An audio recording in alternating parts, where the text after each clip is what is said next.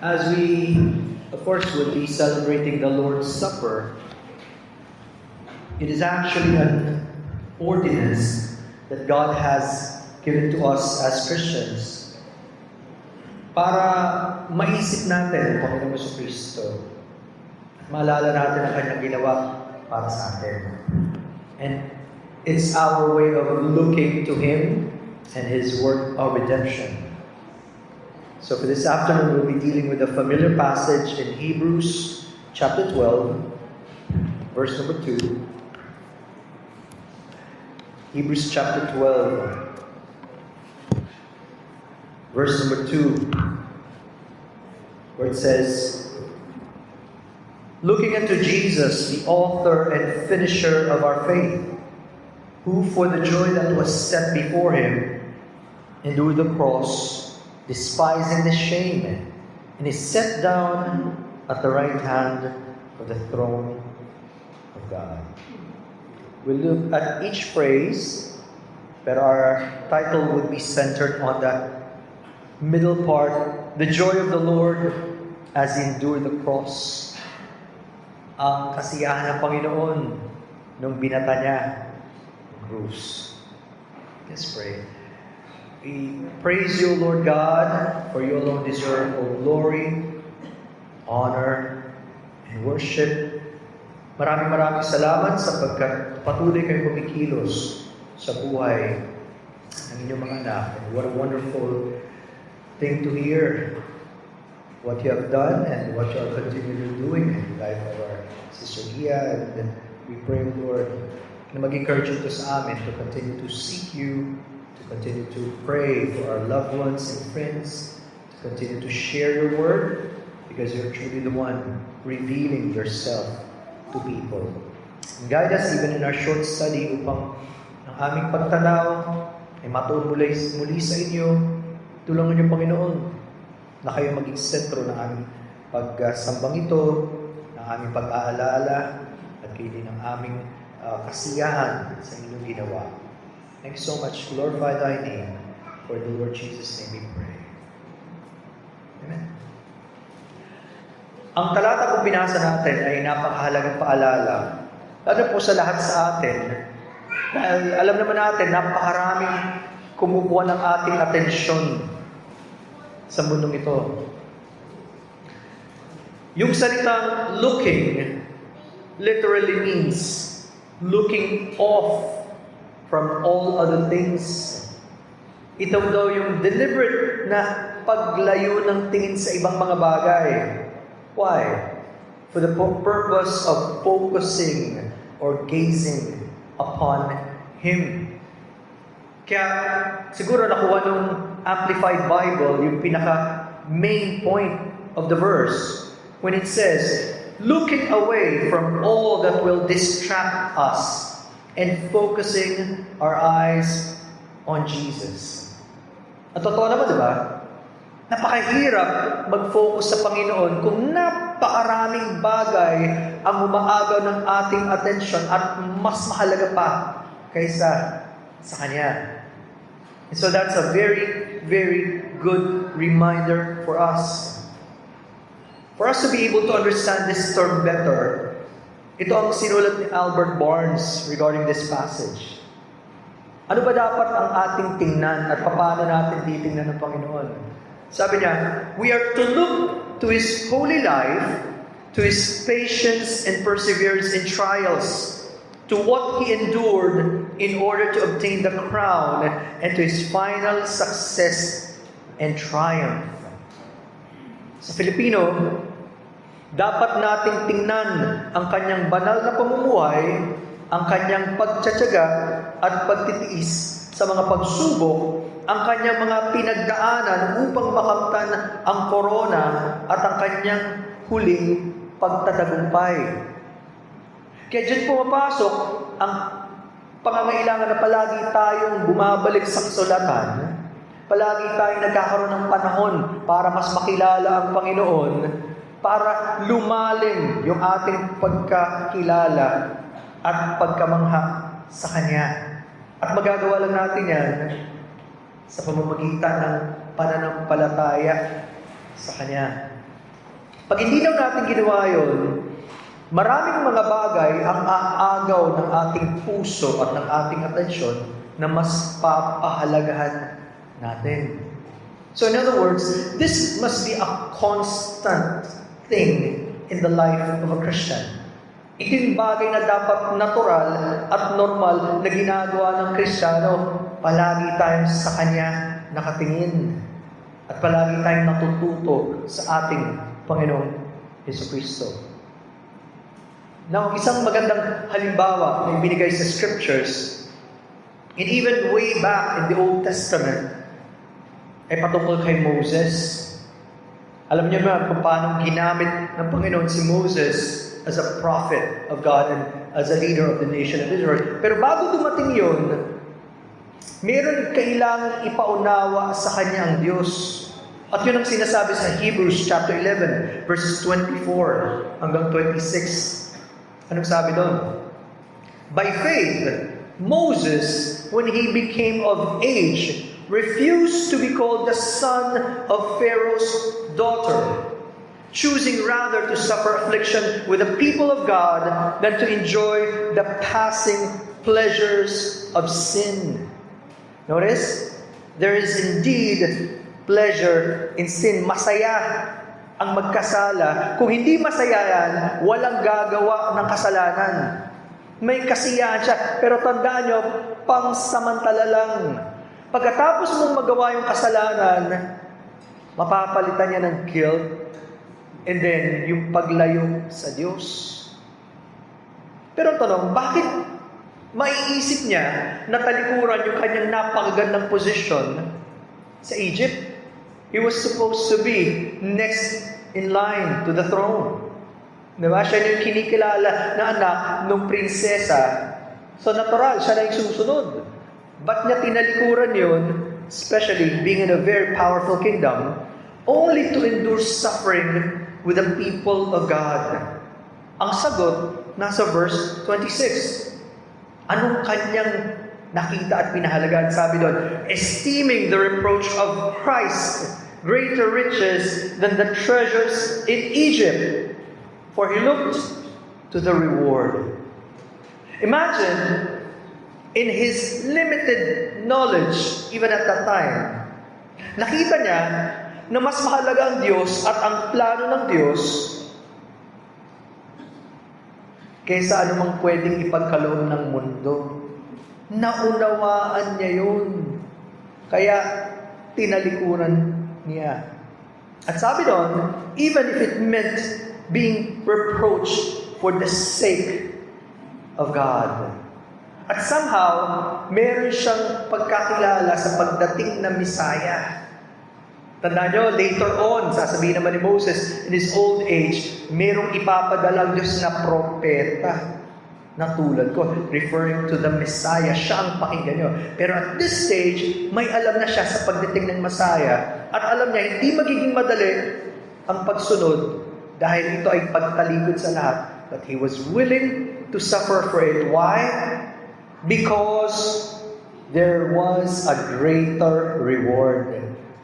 Meron daw gantimpala na masigit pa na kayang ibigay ng kahit sino. Ganun ba ang pagtanaw natin ngayon sa ating Panginoon ng tagapagligtas na wala na siyang katulad? Napakaganda kapag pinaunawa sa atin ng Panginoon. So the question is, why do we need to look at our Lord Jesus Christ? Ba't kailangan natin tumingin patuloy sa ating Panginoong Jesucristo? First of all, nasa talata kasi lahat yan. First of all, because He is the author and finisher of our faith. See, yung phrase na yun, He is the author and finisher of our faith, means He is the first and last as an example of faith or of obedience in God. Siya yung una at huli at pinakadakilang halimbawa para sa ating pananampalataya at pagsunod sa Diyos. Ang Panginoong Jesucristo ang pinakamataas. He has all the preeminence. And He is the perfect model for us. Although hindi nga lang daw dapat ang tingin natin sa Panginoon bilang modelo, pero being the Son of God, Wala nang higit pa sa Kanya para maging ating model or pattern. At pansinin nyo, ang pagkakabanggit sa Panginoong Jesucristo, hindi siya kahanay ng iba pang heroes of faith mentioned in Hebrews 11. Pagdating sa verse 1 ng Hebrews 12, sila rin ay tumingin sa Kanya. Di ba? Kaya tayo rin, we could run the race. Why? Because sila rin tumingin sa Kanya. He is the perfect model and example for all of us because He is above all. Pwede tayong matuto sa buhay ng mga great examples of the Bible. Pwede tayong magkaroon ng mga tinitingala natin ng mga tao at sana magandang quality, gusto kong matularan. Pero wala nang hihigit pa kundi ang Panginoong Jesucristo. So, He is the author and finisher of our faith. Pangalawa, we should look to Him because He was joyful when He endured the cross. Masaya siya habang binabata niya ang krus. Sabi din sa phrase, who for the joy that was set before Him. Nakikita niya na ang magaganap na paghihirap, pero mas nakikita niya ang karangalan na ipagkakalob sa kanya ng Ama kapag tinupad niya ang kalooban ng Ama at yung kaligayahang dala nun, lalo na sa kanyang pagtubos sa kanyang bayan. Handa siya ngayong tiisin at batahin para sa ikatutubos ng marami. And we will look on this part later on. Pangatlo, we should look upon Him because He despised the shame. Alam naman natin, may kahihiyan. There's a kind of shame or dishonor kapag tayo pinaparatangan ng mali. Lalo na kung di naman natin ginawa. Pero tandaan nyo, yung nangyari sa Panginoong Jesucristo, walang katulad. From the very start na siya ay hiniya, dinuraan, siya ay binugbog, siya ay ipinako, at nakalantad siya sa lahat, wala nang higit pang kakahiyan doon. Pero ang sabi doon, pansinin niyo ang term, hindi niya in-enjoy yung cross to the point na masayang-masaya siya pag pinapakon. No. Sabi doon, despising the shame. Or I should say, He did not enjoy the shame of the cross. Yung kahiyang dala ng pagkapako. Sabi doon, He despised the shame, meaning, He disregarded it. Hindi niya pinagtuunan ng pansin. Hindi niya binigyan ng sobrang halaga yung kahiyang gagawin ng mga tao at pagtingin sa Kanya. Bagamat He was an innocent man. Alam natin niya, wala siyang ginawang mali, pinaratangan siya, ipinako siya bilang kriminal, pero hindi yun ang kanyang pinahalagahan. In fact, Jesus considered the humiliation and disgrace of the cross insignificant compared to the greater joy of fulfilling God's purpose. Bagamat masakit at nakakahiya, pero hindi na yun ang pinakamahalaga sa kanya. Bakit? May mas mahalaga pa siyang pinignan. Kaya hindi niya pinagtuunan ng pansin. Naisip ko nga, di ba, kung tayo yan, ma-broadcast ng pangalan mo, lalo na sa social media nga, napakabilis. Parang ayaw mo eh. Hindi mo alam saan ka magtatago, nakakahiya. Hindi mo alam kung paano ipapaliwanag eh. At marami, siguro, kung para sa pangalan ng Panginoong Jesucristo, tatalikod. Ayaw mapahiya. Pero hindi pinahalagahan ng Panginoong Jesucristo yung kahihiyang yun sa Kanyang pagkurusa. Pang-apat, dapat tayong tumingin sa Kanya sapagkat siya ngayon ang nakupo sa kanan ng trono ng Diyos. He sits now at the right hand of the throne of God. At dito kapalit nung kanyang sakripisyo ay ang pagtataas sa kanya ng Ama bilang pinararangalan sa buong kalawakan. I think that's mentioned in Ephesians 1:20 and 22. Sabi diyan, which He worked in Christ when He raised Him from the dead and seated Him at His right hand in the heavenly places, far above all principality and power and might and dominion, and every name that is named, not only in this age, but also in that which is to come. Sa Kanyang pagpapakasakit, itinaas siya at binigyan ng karangalan ng Diyos Ama. At tandaan niyo po, with the greatest suffering any man can endure, merong napakalaking parangal at kantimpala ang Ama sa Kanya. Which is also a lesson for all of us. Bakit? Huwag tayo masyadong short-sighted to the point na nakikita na lang natin yung kalagayan natin ngayon. Kawawa naman ako. Masyado akong miserable. Wala na akong pag-asa. Ang nakalimutan natin, merong Diyos. At siya nakakaalam ng lahat at hindi pa dito nagtatapos ang lahat. Kaya sa Kristiyano, masasabi yung katagang, the best is yet to come. Dahil may dakila pang plano ang Diyos sa lahat sa atin. Let's look to that great and marvelous plan of God. Nabanggit natin na susi sa pagdaan ng Panginoon na matagumpay sa krus ay yung kasiyahan na meron siya habang dumadaan siya doon.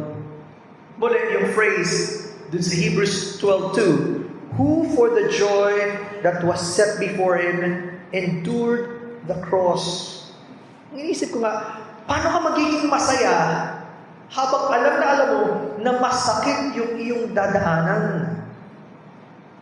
Now remember, it was not the cross per se na kanyang kasiyahan.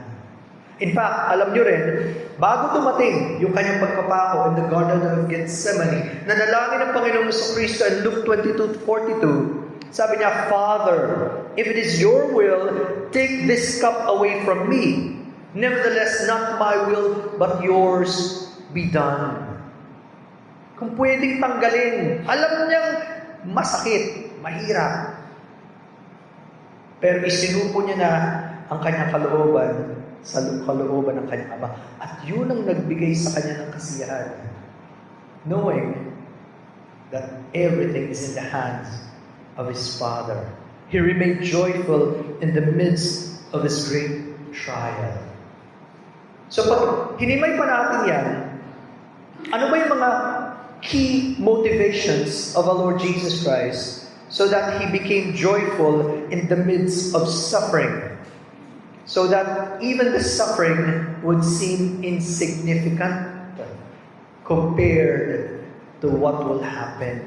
Parang hindi na ganun kabigat yung dadaanan niya, pero mas may tinanaw pa siyang magiging dahilan ng kanyang kaligayahan. First of all, isa sa motivation ng Panginoon would be the salvation of His people. Yung katubusan ng kanyang bayan. Sapagkat ayon sa dakilang plano ng Diyos, kailangan ang anak ng Diyos ay bumaba sa lupa, magkatawang tao, ibigay ang kanyang buhay para tubusin ang kanyang bayan. Kung hindi niya dadaanan yun, hindi magiging posible sa mga makasalanang katulad natin na magkaroon ng kapatawaran ng kasalanan at magkaroon ng buhay na walang hanggan.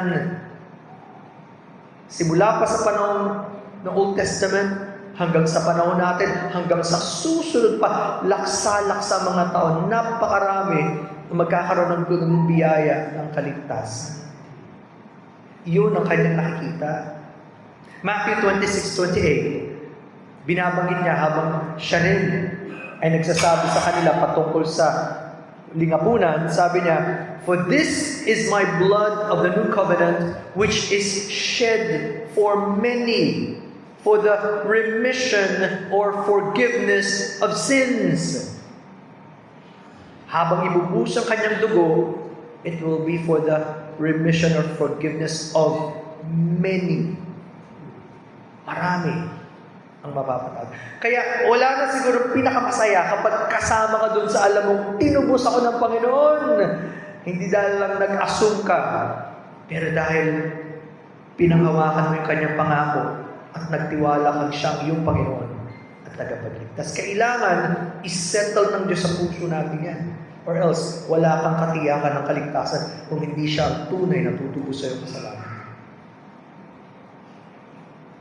According to John 10:11, siya daw ang mabuting pastol. Di ba sabi ng Panginoon, I am the good shepherd. The good shepherd gives his life for the sheep. Hindi lang kung kani-kanino na walang pakialam sa Panginoon, sa kanyang tupa. At ang mga tupa ng Panginoon, kilala na niya, bago pa itatagal sa lipunan.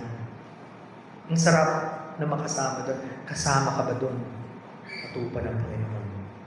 Are you willing to ask for His great salvation? So yun, dahil marami ang kanyang tutubusin, kasiyahan niya yun, kahit daanan niya pa ang kahirapan. Pangalawa, dahil sa katuparan ng mga hula, the fulfillment of prophecy. Simula noon pa, from Genesis, inihula na ang pagdating ng Mesiyas. At sa takdang panahon, siya ay dumating para sundin ang mga hulang iyon na magbibigay karangalan sa Ama. Sabi sa Luke 24:25-27, sinabi ng Panginoon na kailangan siya magdusa dahil yun ang nakasulat. Sabi nga niya doon, ought not the Christ to have suffered these things and to enter into His glory? Hindi ba tama na dumaan ang Mesiyas o ang Kristo at magdusa bago siya luwalhatiin? At sabi sa 27, and beginning at Moses and all the prophets, He expounded or He explained to them in all the scriptures the things concerning Himself. Nakatala na. Hinihintay ng mga Hudyo. Pero nung dumating siya, hindi siya pinaniwalaan ng marami. Sapagkat hindi siya ini-expect ng mga Hudyo na kanilang Mesiyas o tagapagligtas. Pero nakatala na. Kaya nga sabi ng Panginoon sa dalawang alagad na kausap niya on the way, habang sila naglalakad, bakit hindi kayo naniniwala? Napakalit naman ang inyong pananampalataya. Hindi ba dapat maganap to kasi nakasulat na? Kaya walang tao na may excuse sa inilagay na ng Diyos. Andito na sa kanyang salita. At tinupad niya yun. According to Matthew 26:54, how then could the scriptures be fulfilled that it must happen thus? Natatandaan niyo yung kwento? Habang matapos silang manalangin, nagdatingan yung mga sundalo, pinapanguna ni Judas. At ang unang reaksyon ni Peter, inagpas yung tenga ng isang servant. At dito sinabi ng Panginoon, hindi ko ba kayang tumawag ng legions of angels? Papadala ng aking Ama. Kung hindi ko gustong daanan to, hindi mangyayari. Pero papaano nga kung nakasulat sa scriptures ang kasulatan? Kailangan nyo ito pa rin. He is the fulfillment of all that was prophesied in the Old Testament. Thirdly, He was joyful because He would conquer sin and death. Sa kanyang kamatayan, gagapiin niya ang kamatayan at ang kasalanan. Ultimately, sin and Satan would be defeated. Walang magagawa ang kaaway para pigilan ang plano ng Diyos. Sapagkat ang Panginoong Jesucristo ang mapagtagumpay. Sabi sa Colossians 2:14-15, having wiped out the handwriting of requirements. Yung term na yun, handwriting of requirements, certificate of debt. May pagkakautang tayo sa Diyos dahil sa kasalanan, pero buburahin niya yun. Sabi, having wiped out the handwriting of requirements that was against us, which was contrary to us, and He has taken it out of the way, having nailed it to the cross. Kaya wala nang pwedeng gamitin ang kaaway o sino mang tao para sabihin, ikaw pa rin yung makasalanan dati. Hindi, napako na. Kasama ng Panginoon. Verse 15, having disarmed principalities and powers, He made a public spectacle of them, triumphing over them in it. Yung kanyang pagdurusa, ang kanya ring tagumpay. Para ipakita na pagtagumpayan ka na yan. Yung kasalanan at kamatayan. Kaya wala nang dapat ikatakot ang mga tunay na sumasampalataya sa Kanya. Anumang oras tayo tunay ng Diyos. At hindi tayo dapat matakot na mas malakas ang kapangyarihan ng kaaway o ng kasalanan sa buhay natin. Higit tayong mapagtagumpay sa Kanya na nagmahal sa atin. Kaya sabi sa Hebrews 2:14, through death, He might destroy him who had the power of death, that is the devil. Ultimately, ipapakita ng Panginoon, siya talaga ang mapagtagumpay sa lahat. Diba? Kaya yung tanong sa 1 Corinthians 15, nasa na ba ang tibo ng kamatayan? Diba? Oh death, where is thy sting? Oh grave, where is thy victory? Wala na eh. Hindi yun ang ultimate na kakatatakutan ng tao na nakay Kristo. Why? Because death is swallowed up in victory. Verse 57, but thanks be to God who gives us the victory through our Lord Jesus Christ. Siya talaga yun. Kaya nga daw, sa oras ng kamatayan, ang malaking-malaking kaibahan, imbis na yung mga taong takot na takot ayaw mamatay, biglang eto ang Panginoon para ulit tayo. Nasa Kanya yung ating tagumpay at kapayapaan. Salamat sa Panginoon.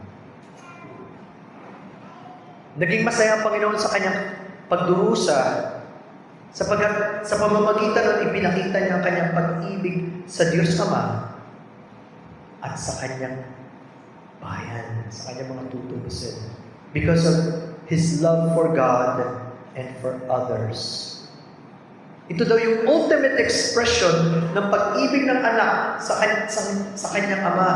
Sabi dun sa John 14:31, but that the world may know that I love the Father, and as the Father gave me commandment, so I do.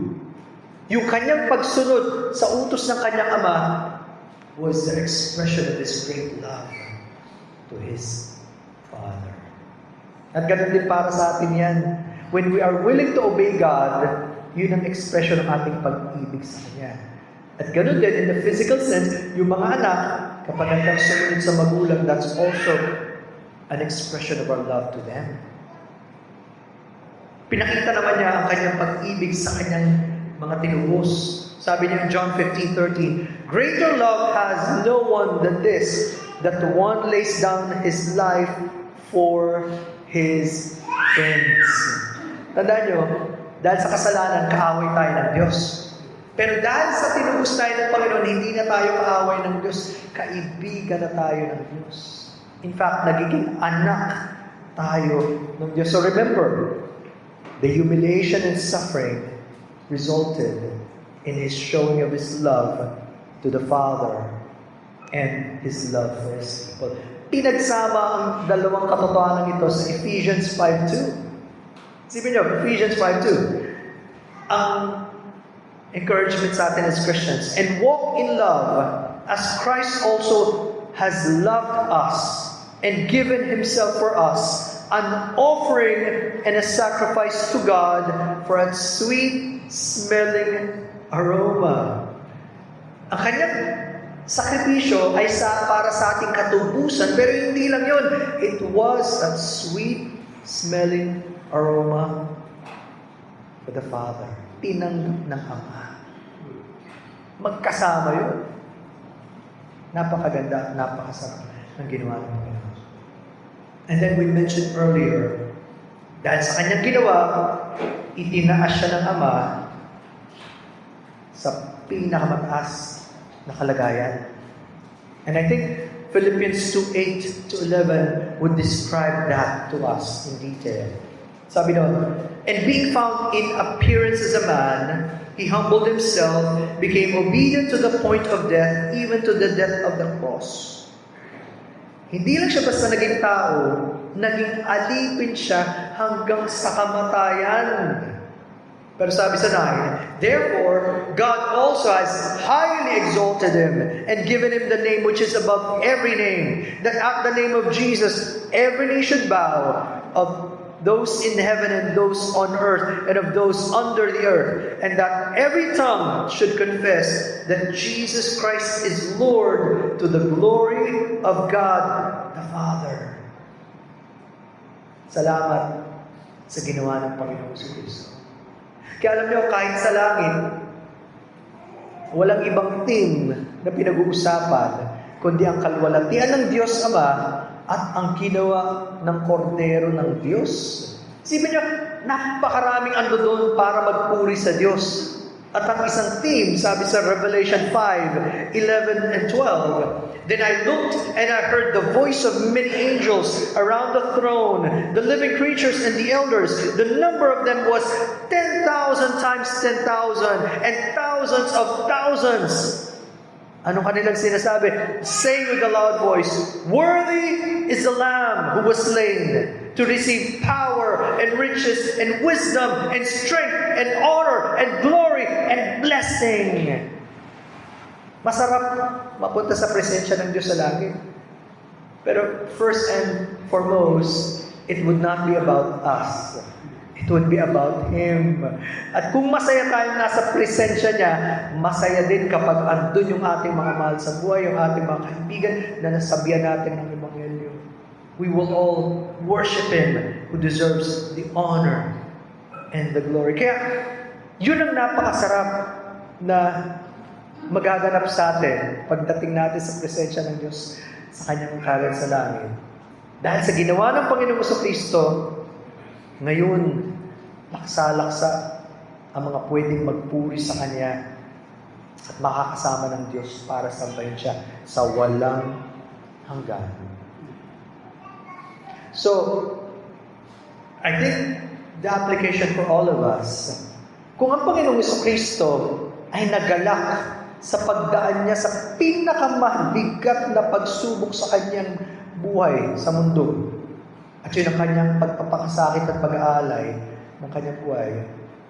Hindi ba tayo, kung totoong tagasunod ng Panginoon, hindi ba dapat nasa atin ang kaligayahan ng Panginoon para siya ay ating sambahin, para siya ay ating makilala ng mas lubos, para siya ay ating sundin, para sabihin natin sa mga tao, sino ang ating tagapagligtas, ipangaral natin ang Ebanghelyo, para makita sa atin ang pagbabagong ginawa ng Panginoon? Ang pinakamahirap, kapag mga sinabing tinubos ng Panginoon, ang pinakamalungkot sa Diyos. Hindi ka masaya sa Diyos. At dala-dala mo ang bigat ng mundo dahil parang walang Diyos. No, my friends, yun ang pinakamasarap na maranasan, ang kaligayahan ng Panginoon. Dumaan ka man sa pagsubok, hindi yan na magiging dahilan para tumigil. Hindi yan na magiging dahilan para magreklamo. Hindi yan na magiging dahilan para maging kagaya ng karamihan na walang pag-asa. No. Malaking kaibahan dahil makikita nilang paano niya nagagawang magpatuloy sa gitna ng mga pagsubok. May bumago ng kanyang buhay.